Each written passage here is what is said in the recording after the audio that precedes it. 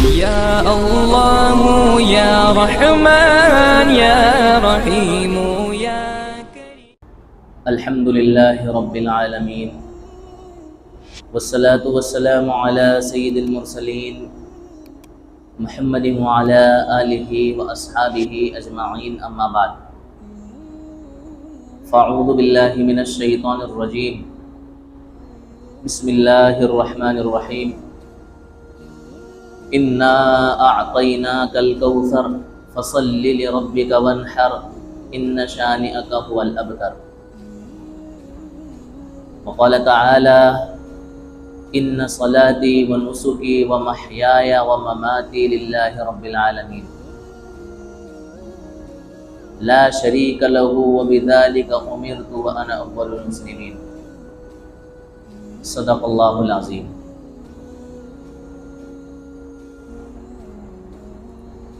محترم بزرگوں اور عزیزوں، یہ ذی الحجہ کا مہینہ اسلامی مہینوں میں آخری مہینہ ہے، اور جیسا کہ میں نے گزشتہ ہفتے بتایا تھا کہ اس مہینے کی دو بہت ہی خاص اہم عبادتیں ہیں۔ ان میں سے ایک عبادت ہے حج، جس کی ادائیگی کے لیے لاکھوں کی تعداد میں توحید کے پرستار کعبۃ اللہ کے ارد گرد جمع ہو چکے ہیں، اور آج کے دن منا کے لیے روانہ بھی ہو چکے ہیں۔ بہرحال حج کے عنوان سے کافی گفتگو گزشتہ ہفتے میں نے آپ کے سامنے کی ہے، اور ساتھ میں یہ وعدہ بھی کیا تھا کہ آئندہ ہفتے یعنی آج کے دن انشاءاللہ قربانی کے عنوان سے ہم گفتگو کریں گے۔ تو اس مہینے کی دوسری بڑی اہم عبادت کیا ہے؟ قربانی۔ یہ ایسی عبادت ہے قربانی کہ اس قربانی کی عبادت کا سلسلہ کافی پرانا ہے۔ جب سے یہ دنیا بنی ہے تب سے قربانی کا سلسلہ جاری، اور جتنی امتیں اس دنیا میں آئی ہیں تمام امتوں میں یہ قربانی کا سلسلہ جاری رہا ہے، اور جب تک یہ دنیا قائم رہے گی تب تک قربانی کا سلسلہ جاری رہے گا۔ سب سے پہلے قربانی حضرت آدم علیہ السلام کے دو بیٹے حابل اور قابل نے اللہ تعالیٰ کی نظر پیش کی۔ حابل نے جو قربانی پیش کی وہ تھی ایک مینڈے کی شکل میں، اس کو ذبح کر کے اللہ کے سامنے پیش کر دیا، اللہ کی نظر کر دیا۔ اور قابل نے جو قربانی پیش کی وہ تھی اپنی کھیتی باڑی کی پیداوار۔ دیکھو پچھلی امتوں میں جو قربانیاں ہوا کرتی تھی ان کی نوعیت اور قربانی کا انداز اور ڈھنگ الگ الگ ہوا کرتا تھا۔ یہ تو اس امت کی خصوصیت ہے کہ اللہ تبارک و تعالیٰ نے اس کے لیے کچھ آسانیاں فراہم کر دی۔ پہلے کی امتوں میں جو قربانیاں ہوا کرتی تھی ان قربانیوں کا قربانی کرنے والا استعمال نہیں کر سکتا تھا۔ اس کی شکل یہ ہوتی تھی کہ آپ نے جو قربانی اللہ کے لیے دی ہے، پیش کی ہے، اس قربانی کو کسی پہاڑ پر چٹیل میدان میں لے جا کر رکھ دو۔ ایک قسم کی آگ آسمان سے آتی، اس قربانی کو جلا کر کے ختم کر دیتی، تو سمجھ لیا جاتا کہ میری قربانی کیا ہو گئی؟ قبول۔ اور جس کی قربانی کو آگ جلاتی نہیں وہ سمجھ لیتا کہ میری قربانی قبول نہیں ہوئی۔ چنانچہ حابل اور قابل کے ساتھ بھی ایسا ہی ہوا کہ حابل کی قربانی کو اللہ تعالیٰ نے آگ کے ذریعے جلا کر کے قبول کر لیا، اور قابل کی قربانی کو قبول نہیں کیا۔ اب جب قابل کی قربانی قبول نہیں ہوئی تو اس کو ٹینشن ہوا اور حسد ہو گیا حابل سے کہ بھئی تیرے اندر ایسی کیا خوبی ہے، تیرے اندر ایسا کیا ہے کہ تیری قربانی اللہ تعالیٰ نے قبول کر لی اور میری قربانی کو رد کر دیا۔ اس کا ذکر اللہ تعالیٰ نے قرآن کریم کے اندر فرمایا، وَاتْلُ عَلَيْهِمْ نَبَأَ بَنِي آدَمَ بِالْحَقِّ، کہ صحیح بنی آدم کے دونوں بیٹوں کا قصہ بنی اسرائیل کو تمام لوگوں کو سنا دیجئے، بتا دیجئے۔ اِذْ قَرَّبَا قُرْبَانًا، جب ان دونوں نے اللہ کے لیے قربانی کی، نظر پیش کی، فتقبل من احدہما، تو ان میں سے ایک کی قربانی کو قبول کر لیا گیا، ولم یتقبل من الآخر، دوسرے کی قربانی کو قبول نہیں کیا گیا۔ جس کی قربانی کو قبول نہیں کیا گیا یعنی قابل کا، اس نے کہا لأقتلنک، میں تجھے ضرور قتل کروں گا، جب میری قربانی نہیں تو تو بھی نہیں۔ اس نے کہا حابیل نے، قال انما يتقبل اللہ من المتقین، کہ بھیا اگر تیری قربانی قبول نہیں ہوئی ہے تو اس میں میرا کیا قصور ہے؟ اپنے آپ کو دیکھ، اپنی نیت ٹھیک کر، اپنے ارادے درست کر۔ اللہ تعالیٰ تو متقیوں کی قربانی کو قبول کرتے ہیں۔ کس کی قربانی کو؟ انما يتقبل اللہ من المتقین، جن کی نیت میں اخلاص ہوتا ہے، جن کے ارادے مضبوط ہوتے ہیں، جن کی نیت صاف ہوتی ہے، جو اللہ سے ڈرتے ہیں، تقوی اختیار کرتے ہیں، ان کی قربانی قبول کی جاتی ہے۔ ہر کسی کی قربانی تھوڑی قبول کی جاتی ہے، اپنی نیت درست کر۔ اس آیت سے پتہ یہ چلا کہ قربانی کا عمل اخلاص چاہتا ہے۔ کیا چاہتا ہے؟ اخلاص۔ قربانی کا عمل تقوی چاہتا ہے، قربانی کا عمل نیک نیتی چاہتا ہے، قربانی کا عمل نیک ارادے چاہتا ہے، تب جا کے اللہ کی بارگاہ میں قبول ہوتا ہے، ورنہ وہ عمل رائگاں کر دیا جاتا ہے، وہ عمل رد کر دیا جاتا ہے۔ قربانی اتنا اہم فریضہ اللہ تبارک و تعالیٰ کی طرف سے اس امت مسلمہ کو دیا گیا، اور اس کے ذریعے اس کے جو مقاصد بیان کیے گئے، اس کی جو روحانیت بیان کی گئی، اس کی جو منشا بیان کی گئی، لاجواب اللہ تعالیٰ کی طرف سے۔ قربانی کا مقصد صرف یہی تھوڑی ہے کہ ہم ہر سال عید قرباں کے تہوار پر جانور کے گلے پر چھری پھیر دیں اور اس کا خون بہا دیں، صرف اس کا نام قربانی نہیں ہے۔ اس خون بہا کے ذریعے اللہ تعالیٰ ہم سے کیا کیا قربانیاں چاہتے ہیں، وہ اس عید قرباں کا مقصد ہے۔ اور قربان جائیں ہمارے مشفق اور مربی اور مہربان پروردگار پر کہ وہ سال کے 12 مہینے میں نہ جانے کتنے مواقع ہمیں ایسے فراہم کرتے رہتے ہیں اور عطا کرتے رہتے ہیں کہ جن کے ذریعے حقیقی معنوں میں ہم اپنے آپ کو انسان بنا سکتے ہیں اور اپنے آپ کو حقیقی معنوں میں سچا اور پکا توحید کا پرستار بنا سکتے ہیں۔ آپ غور کریں، میں وقتاً فوقتاً آپ کو بتاتا بھی رہتا ہوں کہ دیکھو اللہ تعالیٰ اس عمل کے ذریعے ہمیں کیا کرانا چاہتے ہیں، اس عمل کے ذریعے ہمیں کیا بنانا چاہتے ہیں۔ ابھی وہ موقع نہیں ہے، اس لیے میں اسی ٹاپک پر آپ سے کیا کروں گا، ساری گفتگو کروں۔ حضرت ابراہیم علیہ السلام کی ساری زندگی قربانیوں سے بھری پڑی ہوئی ہے۔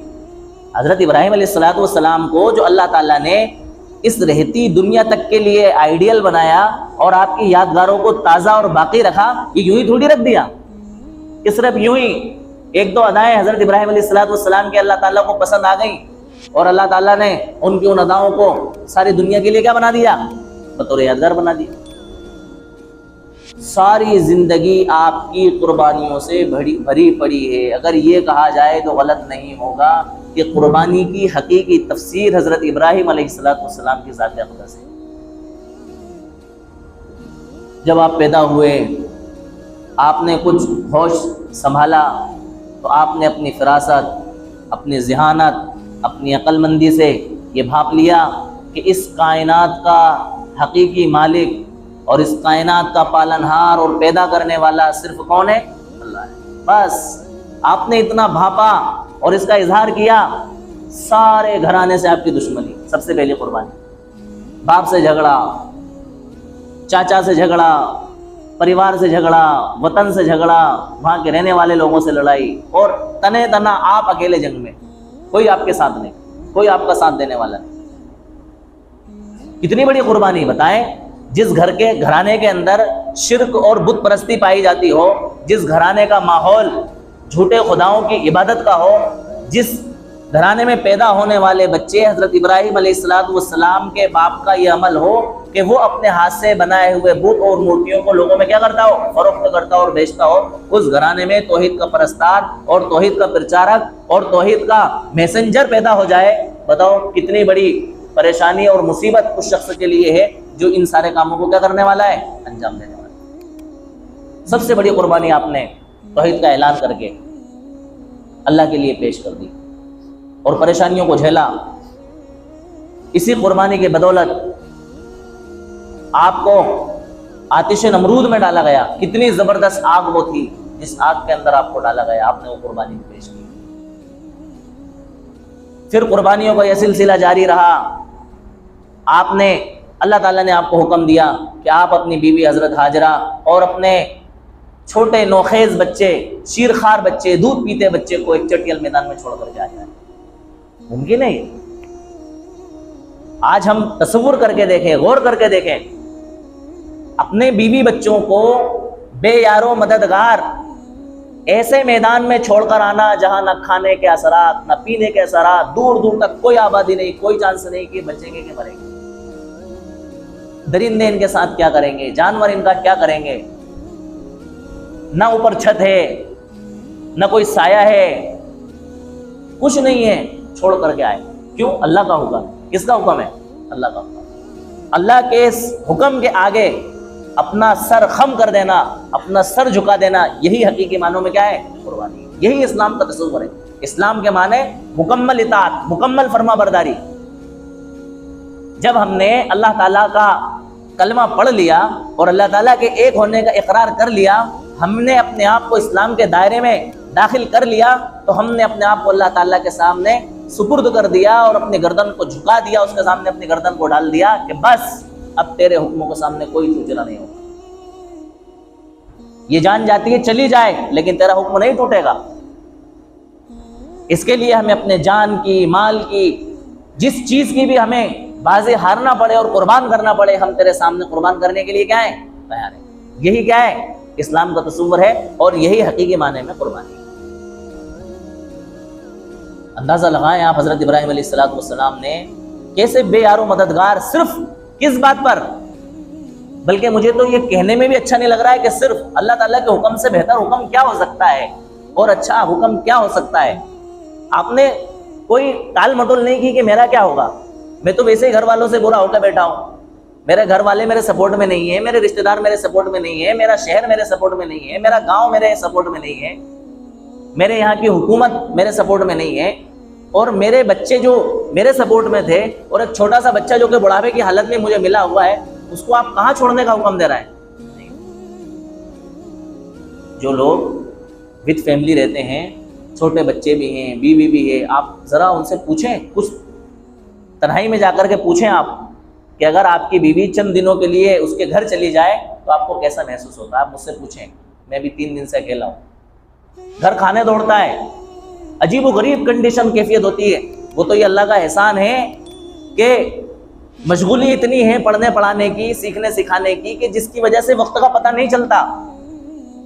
اتوار کا دن مجھے نکالنا اور کاٹنا مشکل ہو جاتا ہے، تو ہم تو چند دنوں کے لیے اپنے بیوی بچوں سے دور نہیں ہو سکتے، یہ مجھے اصل بتانا ہے، جس کا ہمیں اتنا غم اور فکر ہوتی ہے۔ تو حضرت ابراہیم علیہ السلام کو جب یہ حکم دے دیا گیا کہ آپ اپنے بیوی بچوں کو چھوڑ کر کے آؤ، اور پتہ نہیں کب تک چھوڑنا ہے، کتنا بڑا پہاڑ آپ کے دل پر ٹوٹا ہوگا اور کتنا مشکل آپ کو لگا ہوگا، لیکن اللہ کے حکم کے سامنے آپ کے لیے کیا ہو گیا؟ آسان ہو گیا۔ چھوڑ کر کے چل دیے، پلٹ کے دیکھا تک بھی نہیں کہ ایک بار آخری نظر تو دیکھ لوں۔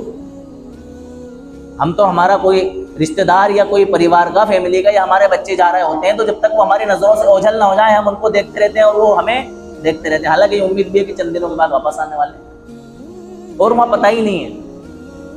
آپ نے پلٹ کے بھی نہیں دیکھا۔ حضرت ہاجرہ کہہ رہی ہیں کہ ہمیں یہاں کہاں چھوڑ کر کے جا رہے ہیں آپ؟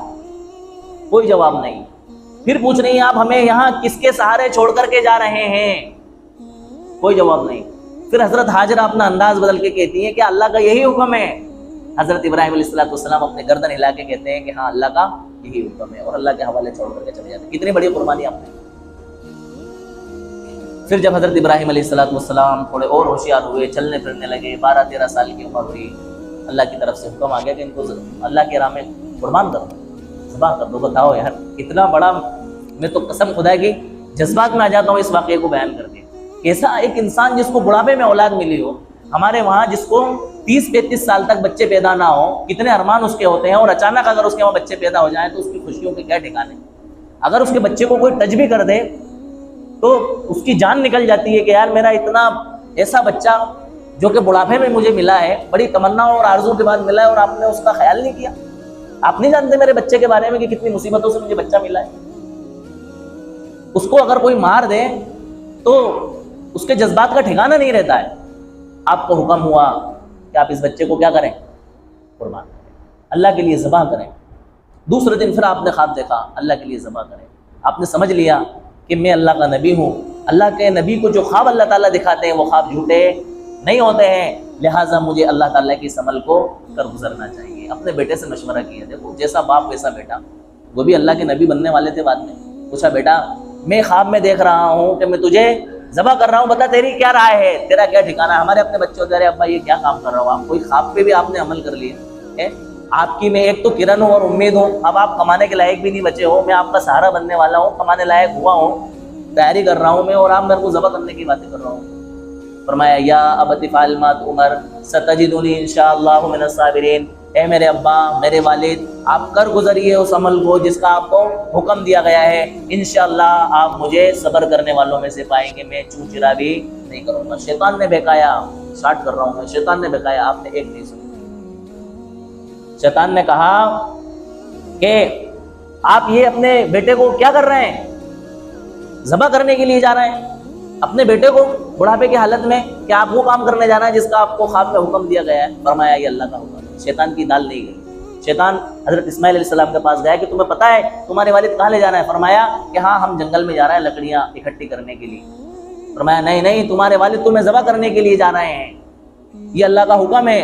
شیطان یہ کہہ کر کے دھوکے میں آ گیا کہ یہ اللہ کا حکم ہے. فرمایا اللہ کا حکم ہے تو منظور. حضرت حاجرہ کے پاس گیا کہ آپ کو پتہ ہے آپ کے بیٹے کو آپ کے شوہر کہاں لے کر کے گئے, کہ ہاں جنگل میں لے کر کے گئے. نہیں, ان کو اللہ نے حکم دیا ہے کہ اپنے بیٹے کو ذبح کر دیں. تو فرمایا کہ جب اللہ کا حکم ہے تو پھر ہمیں کسی بات کی کوئی ٹینشن نہیں, کرنے دو. دیکھو باپ اور بیٹے کی اللہ تعالیٰ کے لیے قربانی. میں آپ کو یہ بتانا چاہ رہا ہوں کہ ہمارے جذبات جہاں آتے ہیں وہاں ہم ساری چیزوں کو سائڈ کر دیتے ہیں. ہماری خواہشات جہاں آتی ہیں ہم ساری چیزوں کو بھلا دیتے ہیں. دین ہمارا پسے پشت ہو جاتا ہے, اسلام ہمارا پسے پشت ہو جاتا ہے, احکامات ہمارے پسے پشت ہو جاتے ہیں. ہمارا مذہب کیا کہتا ہے, ہمارا دین کیا کہتا ہے, ہماری شریعت کیا کہتی ہے, ہمارا اللہ کیا چاہتا ہے, ہمارے نبی نے ہمیں کیا میسج دیا ہے, ہمیں کسی بات کی کوئی پرواہ نہیں ہوتی ہے. لیکن قربان جائے ہم ان باپ اور بیٹوں پر جن کی زندگی قربانیوں سے بھری پڑی ہوئی ہے. جب آپ اپنے بیٹے کو اللہ کی راہ میں قربان کرنے لگے تو بیٹے نے باپ کو مشورہ دیا کہ ابا جان آپ مجھے چت لیٹانے کی بجائے الٹا لیٹائیے, پیٹ کے بل لیٹائیے. ایسا نہ ہو کہ میرا چہرہ آپ کے چہرے کے سامنے رہے جس کی وجہ سے آپ کی شفقت میرے اوپر مہربان ہو جائے اور آپ مجھے قربان نہ کر سکیں اور اللہ تعالیٰ کے حکم کو پورا کرنے سے کیا رک جائیں, اور تیز چھری آپ چلائیں. چنانچہ حضرت ابراہیم علیہ السلام زوردار طریقے پر تیز چھری حضرت ابراہیم علیہ السلام حضرت اسماعیل علیہ السلام کے گلے پر چلانے لگے. لیکن چھری بھی تو اللہ تعالیٰ کے حکم کی محتاج ہے, چھری یوں ہی چل جائے گی. چھری نے حضرت اسماعیل علیہ السلام کا بال باقا بھی نہیں کیا. ایسی تیز آپ نے چھری چلائی کہ اگر اس چھری کو حکم آ جائے, اللہ کا حکم ہو جائے, تو حضرت ابراہیم علیہ السلام کے بیٹے حضرت اسماعیل علیہ السلام کی گردن ان کے تن سے کیا ہو جاتی, جدا ہو جاتی. حضرت ابراہیم علیہ السلام کو اللہ تعالیٰ نے حکم دیا کہ فوراً آپ جائیں اور جا کر کے حضرت اسماعیل کو ہٹا کر کے ان کے نیچے کیا کر دیں, ایک مینڈا رکھ دیں. چنانچہ جیسے ہی حضرت جبرائیل آئے اور اس مینڈے کو رکھا, حضرت اسماعیل کو ہٹایا, چھری نے فوراً اپنا کام کرنا شروع کر دیا اور مینڈا کیا ہو گیا, ذبح ہو گیا. اللہ تعالیٰ کی طرف سے حکم آیا, وَنَادَيْنَاهُ أَيَّا إِبْرَاهِيمُ قَدْ صَدَّقْتَ الرُّؤْيَا إِنَّا كَذَلِكَ نَجْزِي الْمُحْسِنِينَ إِنَّ هَذَا لَهُوَ الْبَلَاءُ الْمُبِينُ وَفَدَيْنَاهُ بِذِبْحٍ عَظِيمٍ. اللہ نے بھیجا پیغام کہ ابراہیم آپ کو ہم نے جو خواب دکھایا تھا اس خواب کو آپ نے سچا کر دکھایا, اور ہم جو ہمارے احکامات کو سچا کرتے ہیں ان کو اسی طرح سے بدلہ دیا کرتے ہیں کہ ہم نے آپ کے بیٹے کی جان کے بدلے میں فدیے کے طور پر اس مینڈے کی جان کو کیا کر دیا, قربان کروا دیا, اور آپ کے دل کو ہم نے تسکین اور تسلی دے دی کہ آپ کی طرف سے قربانی ہو گئی. ان ھذا لہو البلاء المبین, یہ تو بہت بڑی آزمائش اللہ تعالیٰ کی آپ کی طرف سے تھی جس میں آپ کیا ہو گئے, کامیاب ہوئے, اور آپ نے بہت بڑی قربانی اللہ تبارک و تعالیٰ کے لیے کیا کر دی, پیش کر دی. آج جو ہم قربانیاں پیش کرتے ہیں یہ قربانیاں بھی تو ہم اپنے جانوں کے بدلے میں پیش کرتے ہیں. ہمارے ذہن و دماغ میں یہ تصور اور یہ خیال ہونا چاہیے کہ اللہ آپ نے حضرت اسماعیل علیہ السلام کی قربانی حضرت ابراہیم سے مانگی، حضرت ابراہیم علیہ السلام نے اپنے بیٹے کی قربانی پیش کی، آپ نے حضرت اسماعیل علیہ السلام کی جان کو چھڑا دیا اور بدلے میں جانور کو کیا کر دیا؟ قربان کر دیا۔ اللہ ہمیں بھی یہی حکم ہوتا کہ ہم اپنی جانوں کو قربان کریں، لیکن آپ کا یہ احسان ہے کہ آپ نے ہماری جانوں کے بدلے ہمیں یہ حکم دے دیا کہ آپ اپنی جانیں چھڑا لو اور اپنی جانوں کے بدلے میں اپنے جانوروں کو کیا کر دو؟ میری راہ میں قربان کر دو۔ جب ہم اپنے جانوں کے بدلے میں اپنے جانوروں کو اللہ کی بارگاہ میں اور اللہ کی راہ میں قربان کر رہے ہیں تو ہم اپنے دل کو یہ تسکین دیں، یہ تسلی دیں کہ حقیقی معنوں میں اپنی جان اللہ تعالیٰ کی بارگاہ میں کیا کر رہا ہوں؟ قربان کر رہا ہوں۔ اور صرف جان ہی قربان نہیں کر رہا ہوں، اللہ نے جو احسان میرے اوپر یہ کیا ہے کہ میری جان کو بخش دیا، میرے بدلے میں جانور کی قربانی کو قبول کر لیا، تو میں آج اللہ سے یہ عہد کرتا ہوں کہ آج کے بعد میری جتنی غلط عادتیں ہیں ان سب غلط عادتوں کو میں کیا کر دوں گا؟ قربان کر دوں گا۔ جھوٹ جو میں بولتا ہوں میری عادت میں ہے، اس جھوٹ کی عادت کو میں اللہ کے لیے کیا کر دوں گا؟ قربان کر دوں گا۔ جھوٹ کے گلے پر چھری پھیر دوں گا، زنا خوری کے گلے پر چھری پھیروں گا، بد کرداری کے گلے پر چھری پھیروں گا، بدعنوانی کے گلے پر چھری پھیروں گا، بد عہدی کے عنوان پر چھری پھیروں گا، اور جتنی خرافاتیں اور جتنی برائیاں اور جتنی خراب عادتیں میرے ضمیر میں اور میری عادت میں پائی جاتی ہیں، ان تمام چیزوں پر کیا کروں گا؟ میں چھری پھیروں گا اور ان کو اللہ کے راہ میں قربان کروں گا۔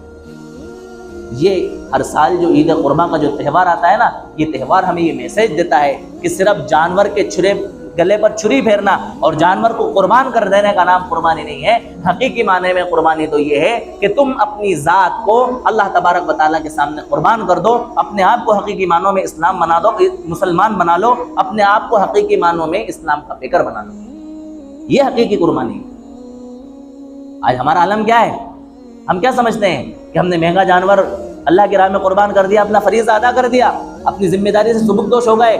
اگر ہمارا یہی رویہ چلتا رہا کہ ہم جانور کی قربانی پیش کر کے بیٹھ گئے اور ہم نے اپنی زندگی کے اندر تبدیلی پیدا نہیں کی، اپنی چاہتوں کو قربان نہیں کیا، اپنی خواہشات کو قربان نہیں کیا، اپنی غلط عادتوں کو قربان نہیں کیا، ابھی تک جو کچھ گناہ والی زندگی ہماری گزر رہی ہے، اس گناہ والی زندگی کو ہم نے قربان نہیں کیا، اس کے اوپر چھری نہیں پھیری، تو ہم نے کچھ نہیں کیا۔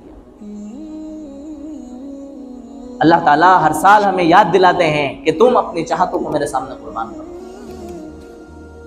تمہارے اندر جتنی خرافاتیں پائی جاتی ہیں ان کو قربان کر دو میرے لیے، میرا حکم ہے، جن چیزوں کو کرنے کا میرا حکم ہے ان کو کرو، تمہارا دل ان کو کرنے کا نہیں چاہتا ہے، تم اپنی چاہت کو قربان کر دو کہ نہیں میرے اللہ کا حکم ہے، میں اس کام کو کیا کروں گا؟ انجام دوں گا۔ جو گناہ کے کام ہیں، جو غلط عادتیں ہیں، غلط باتیں ہیں جن سے میں نے تمہیں منع کیا ہے، تمہارا دل ان چیزوں کو کرنے کا چاہتا ہے، آپ نہ کرو، اپنی چاہتوں کو قربان کر دو کہ میرے اللہ نے ان سے منع کیا ہے۔ جس طرح میں اللہ کے حکم کو مانتے ہوئے اپنے جانور کے گلے پر چھری پھیرتا ہوں اور اپنے جانور کی قربانی پیش کرتا ہوں، اسی طرح میں اللہ کے حکم کو مانتے ہوئے جن کاموں کو کرنے کا اللہ نے حکم دیا ہے ان کاموں کو میں انجام دوں گا اور اپنی ذات کی قربانی اللہ تعالیٰ کے سامنے پیش کروں گا۔ جن کاموں سے اللہ تعالیٰ نے منع کیا ہے ان کاموں سے رکوں گا اور میں اپنی ذات کی قربانی، اپنی خواہشات کو اور اپنی نفسانیات کو دبا کر کے اللہ تعالیٰ کے سامنے پیش کروں گا۔ یہ اس قربانی کا مقصد اور اس قربانی کا منشا ہے۔ دیکھو، قربانی دو طرح کی ہوتی ہے، ایک وہ قربانی ہوتی ہے جو شکل اور صورت کے اعتبار سے ہمیں نظر آتی ہے، اور ایک وہ قربانی ہوتی ہے جس کی حقیقت کچھ اور ہی ہوتی ہے، جس کی روحانیت کچھ اور ہوتی ہے۔ وہ قربانی جس کی صورت ہوتی ہے وہ تو یہ ہے کہ ہم جانور کے گلے پر چھری پھیریں اور جانور ہمارے سامنے ذبح ہو جائے، اس کا خون ہمارے سامنے بہہ جائے، یہ تو صورت کے اعتبار سے قربانی ہے۔ اور حقیقت کے اعتبار سے اور روح کے اعتبار سے جو قربانی ہے وہ یہ ہے کہ اس قربانی کا منشا کیا ہے، اس قربانی کی چاہت کیا ہے، اس قربانی سے اللہ تعالیٰ کیا چاہتے ہیں، اس کی روحانیت کیا ہے، وہ روحانیت ہمارے اندر پیدا ہو جائے، یہ اس قربانی کی کیا ہے؟ روح ہے اور اس کی حقیقت ہے۔ وہ یہی ہے کہ ہمیں اپنے آپ کو اللہ تعالیٰ کے احکامات کے سامنے اور اللہ تعالیٰ کی اطاعت کے سامنے، اس کی فرما برداری کے سامنے ہم اپنے آپ کو جھکانے والے اور اپنے آپ کو قربان کرنے والے بن جائیں۔ یہ اس قربانی کی کیا ہے؟ روح ہے۔ قربانی کا عمل اللہ تعالیٰ کو بے انتہا پسند ہے اور ہم سب لوگ دل کھول کر کے الحمدللہ قربانیاں کرتے ہیں۔ جن کے اوپر قربانیاں ہیں، 2 قربانیاں، 4 قربانیاں، 3 قربانیاں، چھوٹے جانوروں کی قربانیاں، بڑے جانوروں کی قربانیاں، جس کا جیسا دل ہوتا ہے تمام لوگ ہم قربانیاں کرتے ہیں۔ لیکن ان قربانیوں کے ساتھ ساتھ ہم ایک قربانی اپنے ضمیر کی بھی اللہ تعالیٰ کے سامنے پیش کریں۔ ایک روحانی قربانی بھی ہم اللہ تعالیٰ کے سامنے اپنی کیا کریں، پیش کریں۔ تو یہ قربانی حضرت ابراہیم علیہ السلام کی یادگار کے طور پر، حضرت ابراہیم علیہ السلام کی سنت کے طور پر ہر سال ساری دنیا کے اندر اس حکم کو کیا کیا جاتا ہے، ادا کیا جاتا ہے۔ صحابہ نے پوچھا اللہ کے رسول صلی اللہ علیہ وسلم سے، اللہ کے رسول یہ قربانی کیا ہے؟ فرمایا تمہارے باپ حضرت ابراہیم علیہ السلام کی سنت ہے۔ پوچھا اللہ کے رسول اس پر ہمیں کیا ملے گا؟ فرمایا ہر بال کے بدلے تمہیں ایک نیکی ملے گی۔ صحابہ نے پوچھا یا رسول اللہ اگر وہ جانور ایسا ہے جس کے اندر اون پایا جاتا ہے؟ فرمایا اون کے ہر ریشے کے بدلے میں تمہیں ایک نیکی ملے گی۔ کیا ملے گی؟ ریشے کے ہر بدلے میں۔ لہٰذا تم خوش دلی کے ساتھ کیا کیا کرو؟ قربانی کیا۔ اس قربانی کے عمل سے بہتر اس دن کے اندر کوئی عمل نہیں ہے۔ صدقہ، خیرات اور غریبوں کی مدد کرنا، مسکینوں کی مدد کرنا، محتاجوں کی مدد کرنا، بیواؤں کی مدد کرنا، اور جتنے کار خیر ہو سکتے ہیں، کوئی بھی کار خیر قربانی کے دنوں میں اللہ تعالیٰ کے سامنے قربانی پیش کرنے سے زیادہ بڑھ کر کے نہیں ہے۔ سب سے بڑا عمل جو ہے نا وہ قربانی کے دنوں میں اللہ تعالیٰ کے سامنے اپنے جانور کی قربانی پیش کر کے اس کا خون بہانا ہے۔ یہ ادا اللہ کو بڑی پسند آتی ہے۔ یہ کس کی یاد میں ہے؟ حضرت ابراہیم علیہ السلام کی یاد میں۔ اور دیکھو اس قربانی کے ذریعے کچھ کم عقل اور بے وقوف قسم کے لوگ یہ اعتراض کرتے ہیں اور بار بار یہ باتیں آتی ہیں کہ بھئی اتنے لاکھوں کروڑوں کی تعداد میں ایک دو دن کے اندر اتنے جانور ختم کر دیے جاتے ہیں جس کی وجہ سے جانوروں کی کیا ہو رہی ہے؟ نسل کشی ہو رہی ہے، جانور دنیا سے ختم ہو رہا ہے۔ یہ غلط اعتراضات، غلط افواہیں ہیں۔ اس قربانی کے پیچھے آپ دیکھیں کیسے پس منظر اللہ تعالیٰ کے چھپے ہوئے ہیں، کتنے لوگوں کے روزگار چھپے ہوئے ہیں، ایسے لوگوں کے روزگار جن کو سال بھر میں ایک باری روزگار نصیب ہوتا ہے۔ غریب لوگ، غریب طبقے کے لوگ اس جانور کے گھاس اور چارے سے لے کر کے اس قربانی کے قربان کرنے تک، ذبح کرنے تک، اس کی صفائی تک، اس کے تمام معاملات تک کتنے لوگوں کے روزگار جڑے ہوئے ہیں آپ دیکھیں۔ ابھی پتی بیچنے والوں کے ماشاءاللہ بھلے ہو رہے ہیں، کیسے اب روزگار ان کا بزنس چل رہا ہے۔ ان کی ایسی FD ہے یہ کہ جس کو وہ ان دنوں میں آ کر کے کیا کرواتے ہیں؟ کیش کرواتے ہیں۔ غریب لوگوں کے لیے، دیہات لوگوں کے لیے، جو کہ ہمارے ملک میں تقریباً 50% طبقہ پایا جاتا ہے دیہاتی لوگوں کا، دیہاتی لوگوں کا روزگار جو کہ اکثر و بیشتر انہی چیزوں سے انجام پاتا ہے۔ یہ جانور ان کے لیے ATM کی حیثیت رکھتے ہیں کہ ان دنوں میں آتے ہیں، وہ اپنے ATM سے پیسے نکال کر کے لے جا کر کے اپنے بچوں کی اور اپنی سال بھر کی ضرورتوں کو کیا کرتے ہیں؟ پورا کرتے ہیں۔ بہرحال میں اس بات کو شارٹ کر رہا ہوں وقت کی تنگی کی وجہ سے۔ اب میں چند باتیں آپ کے سامنے کر کے اپنی بات کو ختم کر رہا ہوں۔ دیکھو ہم انشاءاللہ سوموار یعنی یہ پیر کے دن سے لے کر کے منگل اور 3 دن تک ہم قربانی اچھی طرح سے اللہ تعالیٰ کے اس فریضے کو ادا کرتے ہوئے انجام دیں گے۔ ان میں ہمیں چند باتوں کا بہت خاص خیال رکھنا ہے۔ میری بات سمجھ رہے ہیں آپ؟ ان میں چند باتوں کا ہمیں بہت زیادہ خیال رکھنا ہے۔ حالات کیسے ہیں ہمیں اس سے کوئی بحث نہیں ہے، ہمیں اس بات سے بحث ہے کہ ہمارے مذہب اسلام اور ہمارے مسلمان ہونے کا یہ تقاضا ہے۔ کیا ہے بھائی؟ تقاضا ہے۔ سب سے پہلا تقاضا تو یہ ہے کہ ہم کھلے میں کسی بھی صورت میں اپنے جانوروں کی قربانی نہ کریں، ہم اپنے گھر کے اندر کریں۔ آپ کہیں گے کہ بھائی گھر کے اندر قربانی کریں گے تو خون ہوگا، یہ ہوگا، وہ ہوگا۔ خون کو محفوظ کرنے کے جو کچھ بھی طریقے ہو سکتے ہیں ان طریقوں کو ہم اپنائیں۔ وہاں کچھ اس قسم کا مٹیریل پٹک دیں جس کی وجہ سے خون اس میں کیا ہو جائے؟ جذب ہو جائے، یا کوئی ٹب وغیرہ ایسا لیں جس ٹب کے اندر وہ خون کیا ہو جائے؟ اکٹھا ہو جائے، اور اس کو کسی پولیتھین میں، آج کل ایسی سیفٹی پولیتھین آتی ہے جن کے اندر سے بالکل بھی آپ کا خون لیکیج نہیں ہوگا، اس خون کو اس کے اندر محفوظ کریں۔ گلی نالوں میں بھی خون نہ بہائیں، یہ ہماری انسانیت کا، ہمارے اسلام کا، ہمارا اخلاقی فریضہ ہے اور تقاضا ہے۔ آپ یہ نہ سوچیں کہ یہ جو ماحول چل رہا ہے، حالات جو چل رہے ہیں، قسم اللہ کی ان حالات سے ہم لوگ ڈرنے والے اور گھبرانے والے نہیں۔ ایسے کئی حالات ہم مسلمانوں نے دیکھے، یہ الگ بات ہے کہ ہم بہت گئے گزرے ہیں۔ یہ ہمارا اخلاقی فریضہ ہے، ہمارے کسی عمل سے کسی کو تکلیف نہ ہو۔ بات سمجھ میں آ رہی ہے؟ ہمارے کسی عمل سے کسی کو تکلیف نہ ہو، نہ ہمارے اپنوں کو، نہ ہمارے غیروں کو، نہ مسلمانوں کو، نہ غیر مسلمانوں کو۔ خاص طور سے ہمارے ہم وطنوں کو کسی طرح کی کوئی تکلیف ہمارے عمل سے نہ پہنچے۔ وجہ کیا ہوتی ہے کہ نالیاں پہلے سے گندی ہوتی ہیں، جب ان میں خون جمع ہو جاتا ہے تو مزید وہ گندی ہو جاتی ہے اور ان کی بدبو پھیلتی ہے، جس کی وجہ سے لوگوں کو تکلیف ہوتی ہے۔ تو خون کو محفوظ کرنے کے طریقے میں نے آپ کو بتائے۔ آپ اپنے گھر کے برآمدے میں یا گھر کے آخری کمرے میں جو کہ باہر دروازے کی طرف کھلتا ہے اس کے اندر قربانی کریں، اور قربانی کرنے کے لیے وہاں کوئی آس پاس ایسی چیز گاؤں میں عام طور سے راکھ کا استعمال لوگ کرتے ہیں، اگر راکھ مل جائے تو راکھ ہے، ورنہ کوئی بھی ایسا پاؤڈر ٹائپ اگر آپ کو مل جاتا ہے جس سے خون جذب ہو جائے اس چیز کو وہاں ڈال دیں۔ ایسا نہیں ہوتا ہے، ایک ٹب لیں، اس ٹب کے اندر جانور کو قربان کریں، اس کا سارا خون اس پہ اکٹھا ہو جائے، کسی پولیتھین میں اس کو بھر کر کے کہیں اس کو ڈسپوز کر دیں، باہر لے جا کر کے، شہر سے باہر۔ ایک چیز یہ۔ دوسری چیز یہ کہ جانور کے جو عضلات فضول ہوتے ہیں، جو خراب چیزیں ہیں، جو پھینکنے والی چیزیں ہیں، ان خراب چیزوں کو بھی ہم ندی نالوں میں یا ہمارے آس پاس نہ بہائیں، بلکہ ان کو بھی اکٹھا کر کے کہیں دور شہر سے باہر جا کر کے کیا کریں، اگر ہو سکے تو جو وارڈ کے پارषد ہوتے ہیں نا، ان کی یہ ذمہ داری بنتی ہے کہ وہ مسلم علاقوں میں جہاں جہاں قربانیاں ہوتی ہیں، جو کچرا گاڑیاں ہوتی ہیں، ان کا انتظام کریں 3 دن تک، تاکہ لوگ ان کچرا گاڑیوں میں اپنے فالتو کی ویسٹ چیزیں جو ہیں ان کو اس کے اندر کیا کر دیں، ڈال دیں۔ دوسرا خیال یہ کرنا ہے کہ اپنی قربانی کرتے وقت اس کے ویڈیوز وغیرہ نہ بنائیں، یہ نہ سوچیں کہ ہم کہیں پہ بھی نہیں ڈالیں گے، آپ تو بنائیں نہیں، ہمیں کیا کرنا، قربانی ہمیں جس کو دینا تھی اس نے دیکھ لیا، اس نے قربانی ہماری دیکھ لی۔ ذبح کرتے وقت کی نہ ویڈیو بنائیں، نہ گوشت کی ویڈیو بنائیں، نہ کھانے کی نہ پکانے کی ویڈیو بنائیں۔